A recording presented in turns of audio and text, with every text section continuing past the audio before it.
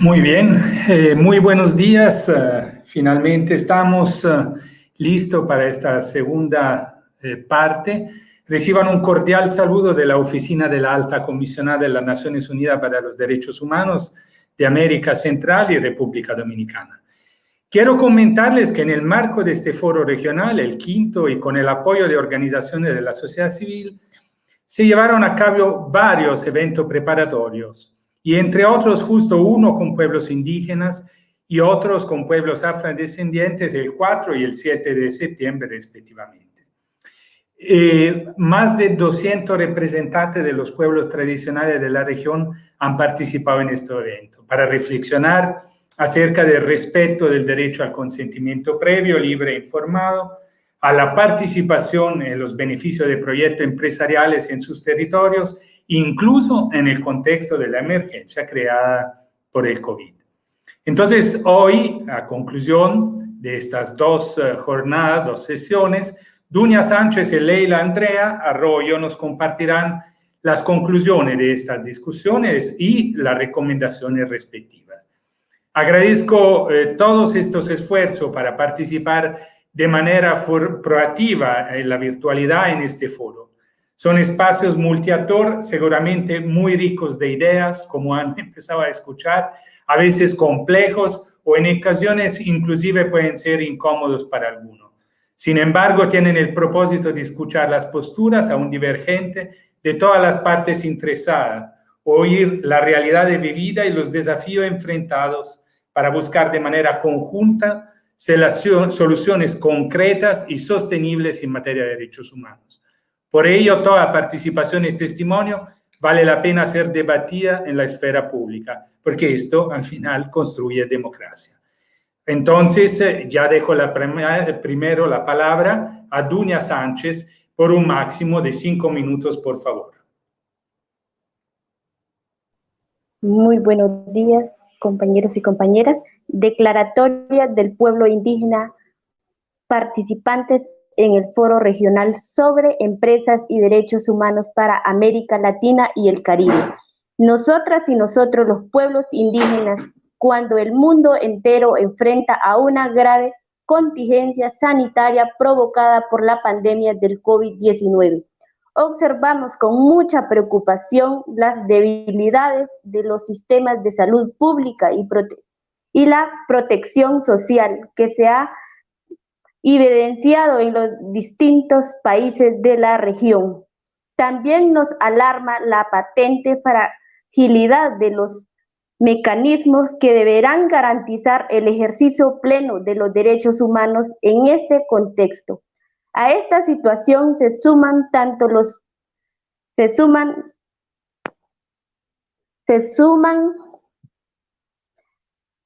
esta situación se suman tanto los impactos ambientales como diferenciados en la salud, causando por proyectos empresariales que contribuyen en la vulnerabilidad de las comunidades indígenas que se encuentran viviendo en contextos extractivos. En este escenario del COVID-19 de los pueblos indígenas hemos sido capaces de organizarnos para hacer frente a la pandemia con nuestros propios conocimientos tradicionales y nuestras formas de organización, ejerciendo nuestro derecho a la libre autodeterminación de los pueblos indígenas. Hemos resistido por siglos y seguimos resistiendo las políticas de exterminio y el atropello sistemático de nuestros derechos, del despojo legalizado de nuestros territorios. Somos quienes ponemos nuestros cuerpos y territorios como guardianas y guardianes de bienes comunes de la naturaleza, y en esta defensa de nuestros derechos, las mujeres hemos tenido un papel central. Es por ello que en protección de nuestros pueblos exigimos suspender de manera inmediata toda actividad que promueve el ingreso de personas ajenas a los territorios indígenas y aplicar una suspensión a toda actividad extractiva en el interior en los aproximadas de los territorios indígenas como medida preventiva durante la pandemia. Asimismo, instamos a que se eviten proyectos de inversión y a la aprobación de normas que afecten o pongan en riesgo los derechos indígenas, sin llevar a cabo procesos efectivos de consulta y consentimiento previo, libre e informado. Hoy manifestamos que exigimos y tenemos derechos a la comunidad internacional y a los estados que han pactado y que deben ser respetados. Por eso llamamos a la ratificación del convenio 129 de la OIT para los estados que aún no lo hayan hecho, y además proponemos la creación de un mecanismo de vigilancia del convenio con espacial énfasis en el derecho de la consulta y consentimiento previo, libre e informado, que permita identificar a los estados que no cumplen efectivamente estos estándares internacionales de derechos humanos y las empresas que interfieren con los procesos de consulta. Es necesario garantizar que los instrumentos de consulta no deriven en un mero trámite ni sean implementados únicamente por requerimientos de sentencias judiciales. Al contrario, deben asegurar que los derechos sustantivos al conocimiento, incluyendo el derecho a decidir, no. Asimismo, deben acreditar que la plena participación de las mujeres, así como el uso de lenguas indígenas, es necesario. Además, el reconocimiento de los procesos de autoconsulta y los protocolos de consulta propios de los pueblos indígenas. Pero al otro lado, exigimos la plena participación de los pueblos indígenas en la identificación de los impactos de proyectos empresariales para determinar si compatible o no con nuestras formas de vida y desarrollo. La manera en que vienen implementando dichos estudios, tanto ambiental como social, no identifican los impactos culturales sobre nuestros territorios ancestrales, y asimismo es fundamental incorporar el impacto diferenciado hacia las mujeres. Adicionalmente, reiteramos nuestra preocupación por las personas indígenas defensoras de derechos humanos, quienes son perseguidas, criminalizadas y asesinadas por defender sus territorios y los derechos de los pueblos indígenas. Necesitamos acciones concretas, conjuntas por parte del estados y las empresas para proteger y respetar a las personas defensoras de los derechos humanos. En este sentido, solicitamos el reconocimiento y fortalecimiento de los mecanismos de protección individual y colectivo. Muchísimas gracias, Dunia. Por favor, llamo a Leila para también 5 minutos. Leila, adelante, por favor. Muy buen día a todos y todos los presentes en esta sala. Aquí estamos en este momento con el propósito de presentar a ustedes una declaración conjunta de comunidades afrodescendientes en el contexto empresarial de América Latina y el Caribe. Somos organizaciones de los pueblos afrodescendientes participantes en el seminario virtual Comunidades Afrodescendientes en el contexto empresarial de América Latina y el Caribe. Y hacemos llegar a los asistentes a esta quinta consulta regional de América Latina y el Caribe sobre empresas y derechos humanos nuestra posición respecto de los desafíos que enfrentamos en el contexto de la pandemia originada por el COVID-19, referida a las actuaciones empresariales en nuestra región y su 69 de la OIT. Vemos con mucha preocupación que, a pesar que la mayoría de nuestros países han firmado y ratificado este instrumento, los gobiernos se niegan a garantizar en la práctica los derechos diferenciales que nos corresponden, a pesar de ser reconocidos en Chile como pueblos tribales o a existir la obligación de su aplicación en Argentina, Honduras o Perú, como lo confirmaron los grupos de trabajo de Naciones Unidas sobre afrodescendientes y sobre empresas y derechos humanos en sus informes de misiones a esos países. Pese a haber contribuido a la creación de riqueza en Europa y Norteamérica a costa de las consecuencias de la esclavización, expresada en formas de racismo estructural.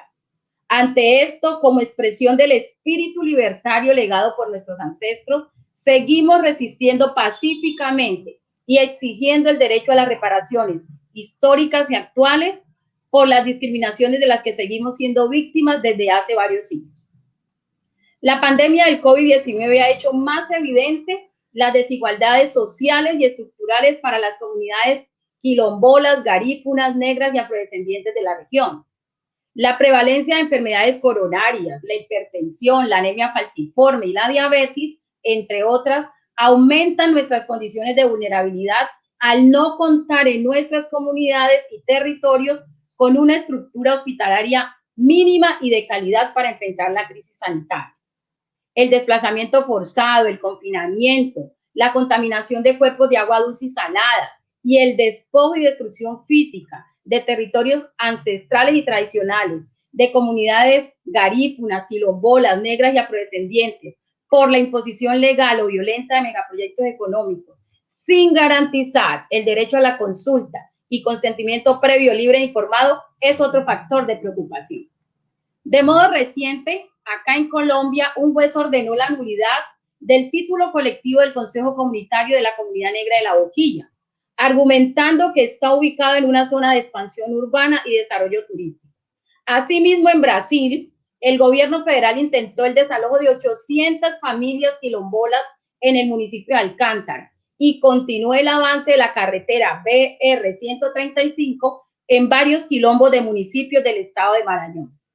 En Honduras, el desplazamiento en tierras ancestrales garífunas por las industrias de palma de aceite y turísticas se parece a los impactos en Ecuador y en las costas colombianas.